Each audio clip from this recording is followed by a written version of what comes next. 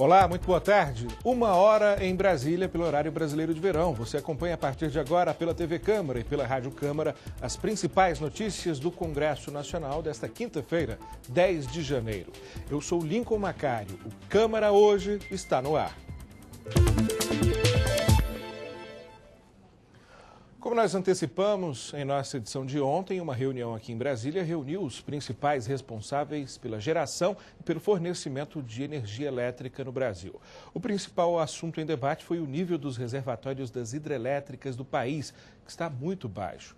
E o quadro pode piorar se as chuvas não caírem com a intensidade que se espera no verão, nas grandes bacias hidrográficas. Mas o governo federal confia na capacidade do sistema elétrico para suportar a falta de chuvas e descarta a possibilidade de um racionamento. O repórter Tiago Ramos acompanhou a reunião. O ministro de Minas e Energia, Edson Lobão, deu uma entrevista coletiva logo após o encontro. Uma reunião que ele disse não ser emergencial. O ministro ainda garantiu, não haverá racionamento de energia. As reuniões do Comitê de Monitoramento do Setor Elétrico são frequentes. A de novembro, por exemplo, produziu um relatório indicando que 55% das obras de geração de energia elétrica estão com atrasos. Na área de transmissão de energia, esse número é ainda maior, 76%, um atraso médio de 15 meses. Na entrevista, o ministro disse que esses atrasos não têm relação com as dificuldades vividas pelo setor. Os atrasos, eles realmente existem. Existem, infelizmente, em todas as obras do país, não apenas no setor elétrico. Nós tivemos, por exemplo, atrasos nas usinas de Jirau de Santo Antônio. As obras foram suspensas inúmeras vezes por decisões judiciais, por questões indígenas. São questões que, agregadas às dificuldades ambientais pelas quais temos passado, acabam atrasando as obras. Mas este atraso não compromete a segurança energética do país. O sistema energético brasileiro é composto principalmente por hidrelétricas e complementado por termoelétricas. Estas últimas têm um funcionamento mais caro e só são ativadas quando o nível dos reservatórios das hidrelétricas está baixo. É justamente o que está acontecendo agora. Dados do Operador Nacional do Sistema indicam que a região Sudeste e Centro-Oeste são as mais afetadas. O nível médio dos reservatórios lá marca pouco mais de 28%. No Nordeste, mais de 30%. No Norte, o nível está em quase 40% e no Sul, 43%. O nível desses reservatórios e a chuva esperada tem ligação direta com o custo da tarifa que o consumidor paga. Se chover menos, vai ser necessário ligar as termoelétricas por mais tempo.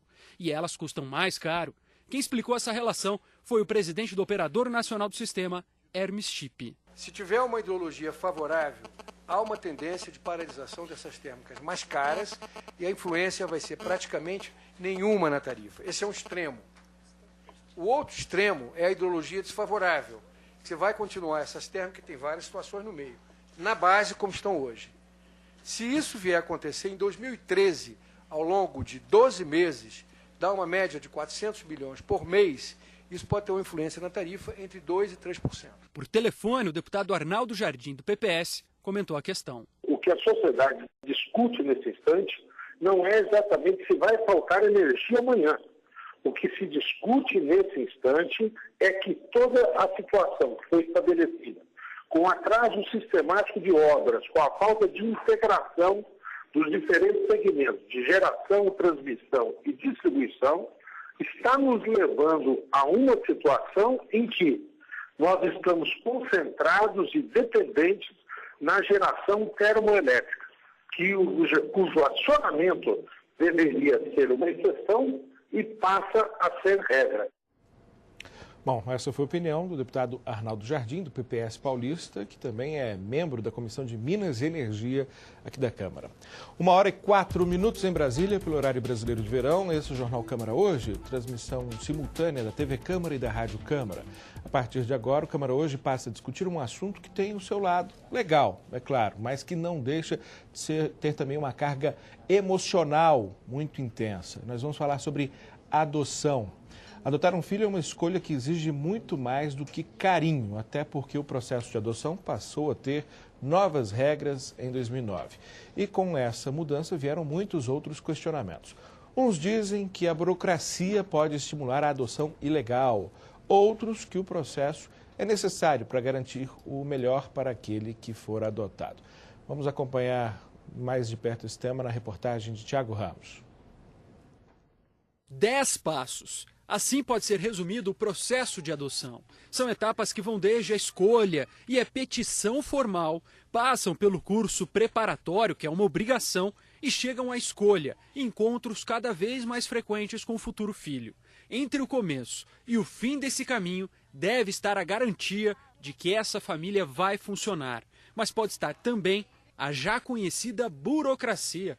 Dois lados de uma mesma moeda, como conta a psicóloga Luana Gomes, que trabalha numa entidade de acolhimento de crianças, a Nosso Lar, em Brasília. Existe todo um preparo para essas famílias, né? Tem cursos, tem avaliações psicossociais que fazem com que a família esteja mais preparada para receber essas crianças, né?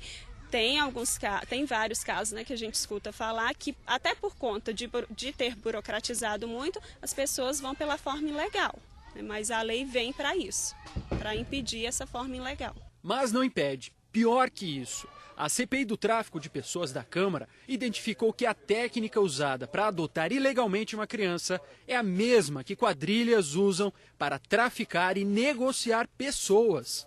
Mesma técnica e muitas vezes os mesmos criminosos. Parece ficção, mas não é.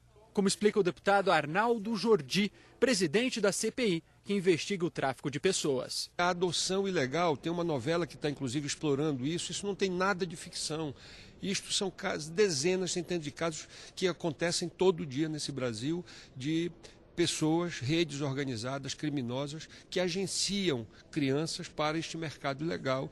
E, evidentemente, que isso é crime, nós não podemos admitir. O desafio da CPI é impedir que esse tipo de crime ocorra ao mesmo tempo em que cria condições mais fáceis para adotar. Dados do Conselho Nacional de Adoção apontam que existem quase 5.500 crianças e adolescentes prontos para serem adotados. Do outro lado, há quase 29 mil pessoas querendo adotar. A maior barreira entre os dois lados é o desejo predominante por crianças brancas e com menos de 2 anos de idade. Os dados de dezembro revelam uma boa notícia. Aumentou o número de pessoas que não se importam com a raça do futuro filho. Outra barreira, apontada pelos críticos, é a própria lei. O deputado Gabriel Chalita argumenta que o acompanhamento exigido por ela é fundamental. Uma criança não é uma bonequinha, né? Você não vai adotar uma bonequinha que cresce um pouquinho e você não quer mais. Então esta família que vai adotar uma criança, ela precisa ter todo um acompanhamento, ela precisa ter essa clareza do que significa na vida de alguém passar a fazer parte de uma outra família, né?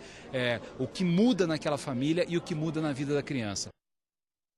Bom, esse foi o deputado Gabriel Chalita, do PMDB paulista, muito envolvido com o tema da adoção, inclusive preside uma frente parlamentar sobre esse tema. E para aprofundar o assunto aqui no nosso estúdio, nós convidamos a coordenadora do grupo Aconchego, uma ONG que estimula a adoção de crianças, Soraya Pereira. Soraya, muito obrigado por ter aceito o nosso convite. De nada.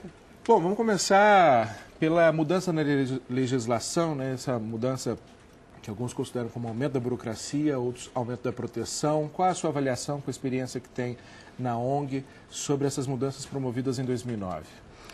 Olha, eu acho que a mudança essencial, que foi muito importante, nós estamos vendo o resultado agora, é esse curso de preparação para os pretendentes à adoção. Porque né? há um contato maior com a realidade do pai adotivo. Né? Porque assim, você mostra para essa família o que é a construção de uma filiação, que existe uma diferença entre ser pai, né? Eu quero um filho e eu quero uma criança. É diferente. Eu quero um filho, eu vou investir nesse filho, eu vou investir nessa filiação, eu vou realmente dar este passo, né, em função de um bem-estar dessa família, dessa relação. Explica pra gente o que o curso traz, que tipo de informação, se há muita desistência após o curso. Então, assim, a desistência pra gente no curso é muito importante, Porque esse Melhor curso... que desista no curso então, do que desista isso já que com é a criança interessante, adotada. Né? Porque assim, a pessoa tem que saber o que ela quer, por que ela está adotando. Né? Eu estou adotando porque eu quero ser mãe, porque eu quero uma família, eu quero uma criança como filho, eu estou querendo construir tudo isso, né? Então, nesse curso, a gente prepara, a gente passa para essa família a realidade, quem são essas crianças, né? O que está acontecendo nessas instituições de acolhimento, a diferença entre o filho idealizado com o filho real. Tá? Então, sim, é passado realmente instrumentos, a gente instrumentaliza essa família para ela estar elaborando essa filiação. Então, é um momento de questionamento. Se a pessoa desiste, ótimo, porque ela percebeu que não é isso que ela quer. Né? E alguns sempre pensaram em uma criança pequena, bebê, né, recém-nascido, e com o curso eles abrem esse perfil para criança um pouco mais velha. Só a lentidão do processo já faz com que a criança pequena cresça, né? E já não é uma questão de lentidão do processo. Eu acho que o processo ele precisa realmente ser muito bem cuidado, né? Porque a gente precisa saber o que está acontecendo. A mudança é recente, os cursos são recentes, mas já é possível estabelecer um padrão, saber se há um percentual de desistências, alguma coisa assim, ou seria precipitado falar disso? Eu acho que é precipitado falar, mas assim, é muito pouco, a desistência é muito pouco. O que acontece é mais o sucesso, eu acho que o sucesso é muito maior, e em todos os sentidos, né? São pessoas que ficam mais conscientes desta ação de ser pais por adoção. Como a reportagem do Thiago Ramos nos informou, apesar de ainda existir uma maioria que faz questão de uma criança branca até 2 anos de idade, esse número tem caído. Tem aqui alguns dados mais recentes que só confirmando são 5.462 crianças aguardando adoção, 393 processos em andamento, o que é um número muito pequeno, né, diante dessa quantidade de crianças, mas aí temos 1.717 crianças adotadas. Há um levantamento muito bom no site do Conselho Nacional de Adoção.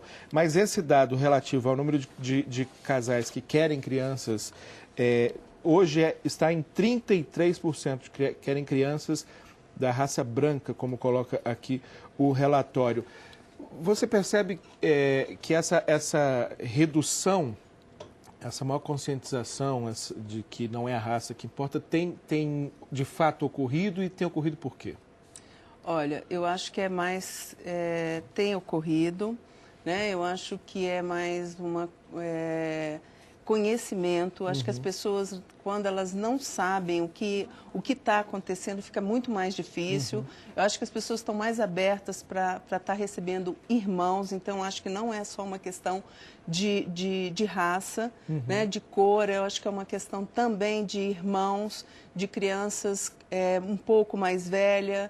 Então, assim, esses grupos de irmãos é importantíssimo. Nós temos, né, grupos com 3 irmãos, com 4 irmãos. A me soar estranho que uma pessoa queira dar amor a uma outra que não é sua parente, né, que é uma criança, mas nesse processo queira separar irmãos. Me soa muito estranho. É um processo que existia de maneira muito intensa e que agora está diminuindo?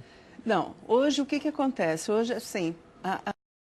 A lei, inclusive, veda separar irmãos. Né? Tá? Então, o que a gente trabalha nesses grupos de apoio à adoção que existem no Brasil inteiro, tá? O que a gente trabalha é que este grupo, né, pais que estão pretendendo adoção, eles podem sim, né, formar uma rede, e essas crianças elas serem adotadas por famílias, e essas famílias continuarem se encontrando, e essas crianças não perderem o vínculo. Que interessante. Né? Então, é uma forma de contornar o problema, né? Isso. E essas crianças têm uma consciência, elas sabem exatamente o que está acontecendo com elas sabem que os irmãos estão em outra família, mas não deixa de ser irmãos, né? Porque essa é uma questão de intimidade.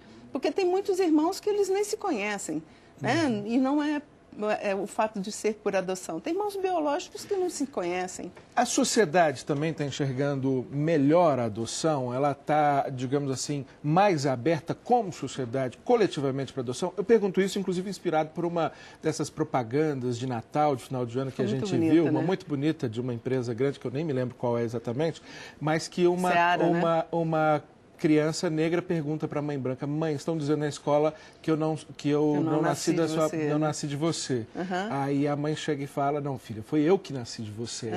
E eu acho que é exatamente o que a adoção representa, né? A maternidade nasce desse encontro. A sociedade está, digamos assim, muito mais estimuladora para os processos de adoção, ou ainda vivenciamos algumas barreiras culturais? Sim, a gente vivencia barreiras culturais. Eu acho que, assim, Norte e Nordeste, nós precisamos investir muito ainda, né, para quebrar um pouco esse conceito de adoção. Acho que, né, nós temos, assim, conceitos muito difíceis de serem quebrados, mas eu acho que a sociedade começa...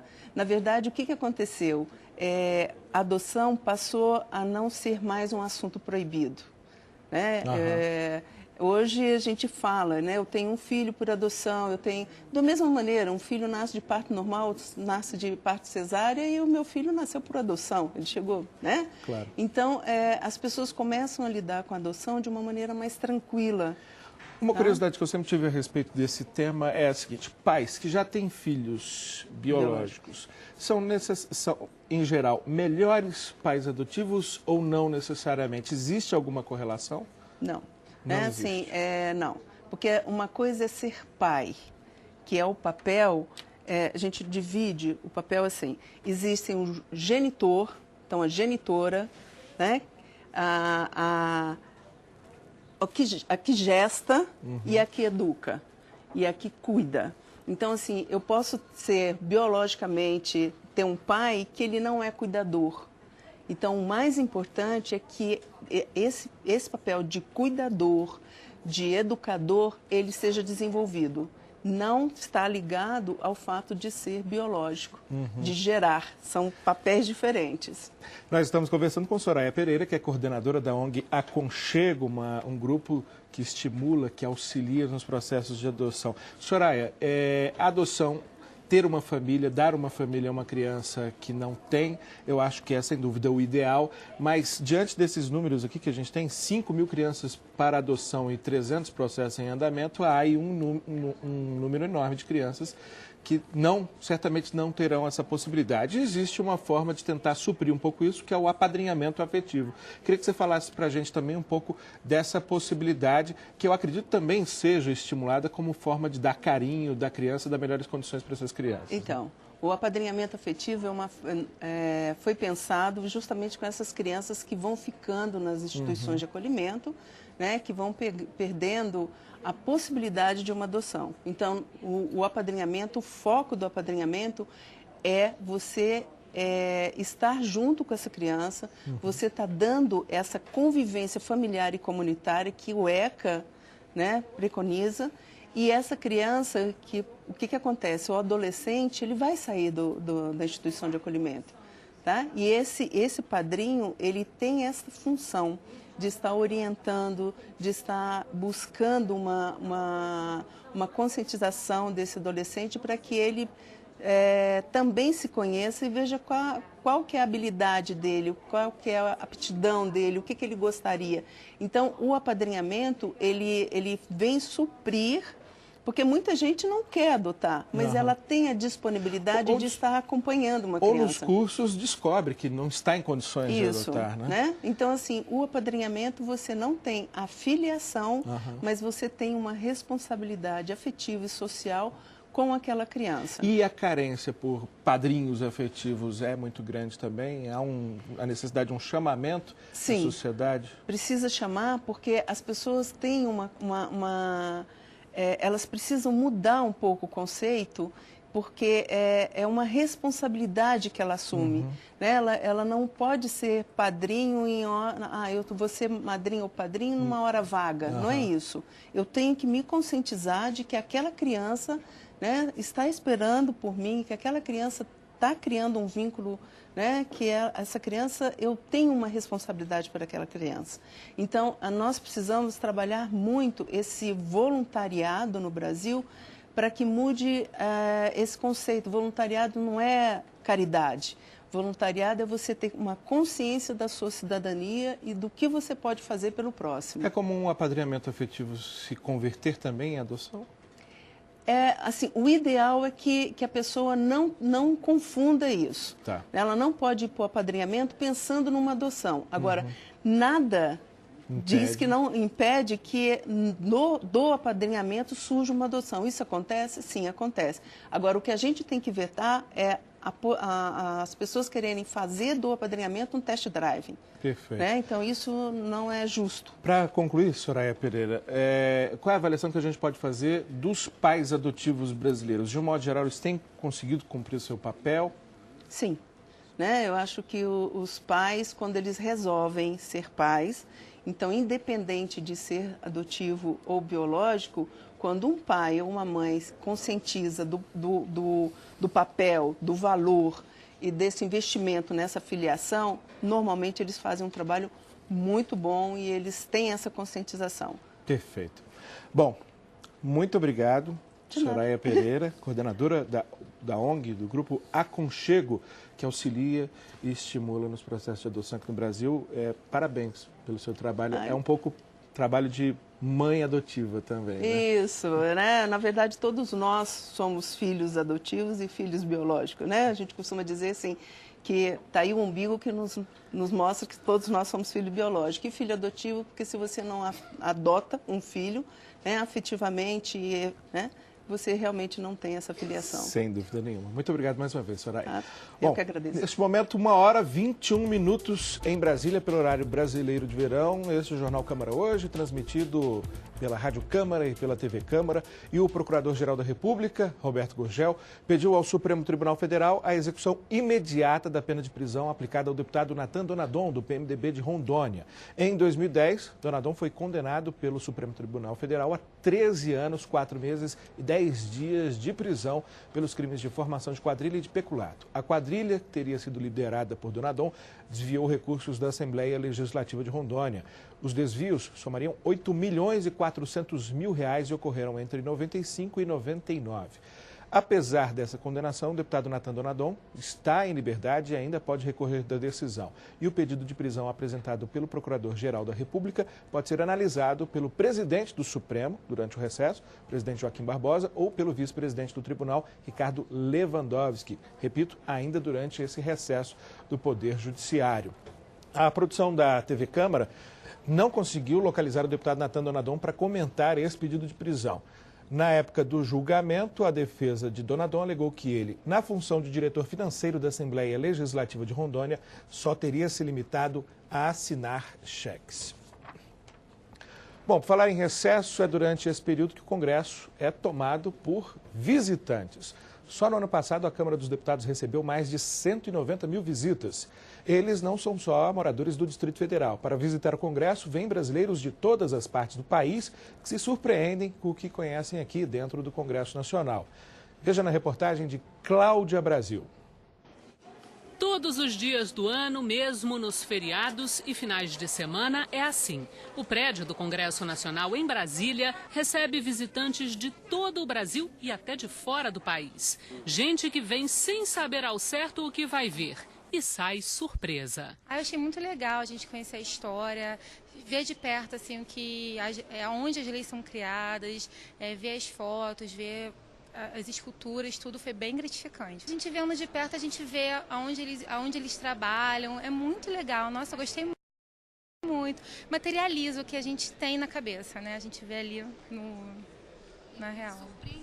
Surpreendeu, com certeza. É uma visita inesquecível, eu acho muito válido porque você tem contato com a história do seu país, então é inesquecível. Pela TV você não tem ideia da grandiosidade, né? Por mais que você aprecie a arquitetura, mas pessoalmente é tremendo.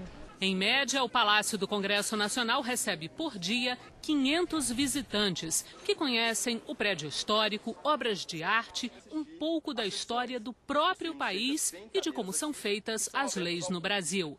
Mas a ideia é aumentar cada vez mais esse público. Algumas iniciativas em 2012 conseguiram trazer mais de 193 mil pessoas para conhecer o Congresso. 13 mil a mais do que no ano anterior. Nós trouxemos para Brasília pela primeira vez uma obra de grande importância, que foi o quadro A Primeira Missa no Brasil, de Vitor Meirelles, e também 12 painéis de Cândido Portinari. Essas exposições trouxeram para o Congresso mais ou menos 20 a 30 mil pessoas. Também atraíram mais turistas as visitas guiadas, em que atores representavam figuras importantes da história do Brasil, e as apresentações de corais na época do Natal. Em geral, as visitas guiadas duram aproximadamente 1 hora e são conduzidas pela área de Relações Públicas da Câmara e do Senado. Dezembro e janeiro são meses em que, tradicionalmente, a visitação na Câmara e no Senado cresce principalmente por conta de moradores aqui mesmo do Distrito Federal e de gente que vem visitar parentes em Brasília. É a chance de conhecer e fazer parte de algo que parece tão distante quando se olha apenas pela TV. Achei muito legal, muito interessante, né? A história nossa está aqui, né? É um prédio muito bonito. Todos sabemos que a importância do trabalho que é feito aqui. E é uma coisa bastante impressionante a gente estar num ambiente onde as leis do país são feitas. As pessoas também, quando elas chegam aqui, elas não sabem exatamente o que vão conhecer, o que vão ver. E basicamente elas ficam surpresas com esse espaço onde nós estamos, né, que é o Salão Verde, um espaço que tem um grande número de obras de artes. As pessoas também conhecem nos finais de semana o gabinete do presidente da Câmara e os plenários, tanto o plenário do Senado quanto o plenário da Câmara. Grande parte das pessoas elas ficam surpresas com o que elas podem fazer e aprender com a democracia brasileira. Então elas chegam com alguns preconceitos, com algumas ideias sobre o parlamento brasileiro e saem daqui conhecendo um pouquinho mais sobre essa importante instituição do Brasil. Esse foi o Frederico Almeida, que é Relações Públicas aqui da Câmara. E se você também quer conhecer o Congresso Nacional, tome nota do horário de visitação. Todos os dias da semana, de 9h30 da manhã às 5 da tarde. Os grupos são formados a cada meia hora e não é preciso marcar com antecedência. Agendar só é necessário quando o grupo tiver mais de 15 pessoas.